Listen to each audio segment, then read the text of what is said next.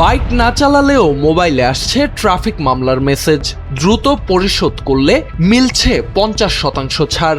এমনকি যাদের মোটরসাইকেল নেই তাদের কাছেও পৌঁছাচ্ছে এই বার্তা।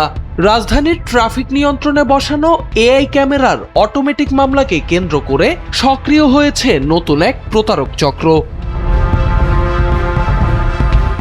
গেল রোববার এ নিয়ে নিজের ভেরিফাইড ফেসবুক অ্যাকাউন্টে একটি ভিডিও পোস্ট করেন প্রোগ্রামার ও কন্টেন্ট ক্রিয়েটর আব্দুর রাকিব।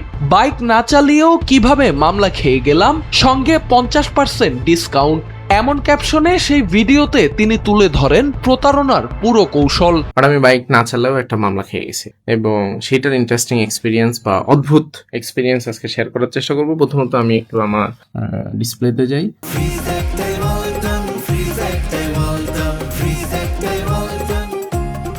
ভিডিওতে আব্দুর রাকিব জানান, কয়েকদিন আগে তার মোবাইলে একটি SMS আসে। সেখানে বলা হয় অতিরিক্ত গতিতে গাড়ি চালানোর কারণে তার নামে 3000 টাকার মামলা হয়েছে, আর 7 দিনের মধ্যে টাকা পরিশোধ করলে মিলবে 50% ছাড়। মেসেজের সঙ্গে যুক্ত করা হয় একটি ওয়েবসাইটের লিঙ্ক, যা দেখতে হুবহু BRT এর ওয়েবসাইটের মতো। পরে গতকাল আমাকে একটা আবার SMS পাঠাইছে, বিশাল লম্বা SMS, এবং সেখানে আমাকে বলছে যে আমাকে গতকাল 23 মের ভেতরে টাকাটা পরিশোধ করতে হবে। একটা URL দিয়ে দিছে। এইবার URLটা দেখে আমার মনের ভেতরে একটু খটকা লাগছে যে আসলে ঘটনাটা কি। এরপর আমি URLটা ওপেন করার চেষ্টা করলাম। URLটা ওপেন করার পরে এরকম একটা URL, এবং এখানে ক্রোম তো দিতে থাকে যে এটা একটা ডেঞ্জারাস সাইট, এবং সাইটটা এক্স্যাক্টলি লাইক BSP সাইটের মতো।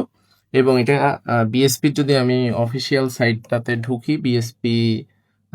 BRT যে সাইটটা, এর মধ্যে যদি ঢুকি, একদম similar colour pattern and everything. ওই লিংকে ঢুকলেই চাওয়া হচ্ছে ক্রেডিট কার্ডের বিস্তারিত তথ্য, তবে নেই বিকাশ, নগদ কিংবা অন্য কোনো মোবাইল ব্যাংকিং এর অপশন। আর সেখানেই লুকিয়ে আছে ভয়ঙ্কর প্রতারণার ফাঁদ। কেউ কার্ডের তথ্য দিলেই সেটি ব্যবহার করে মুহূর্তেই গ্রাহকের অর্থ হাতিয়ে নেবে প্রতারক চক্র।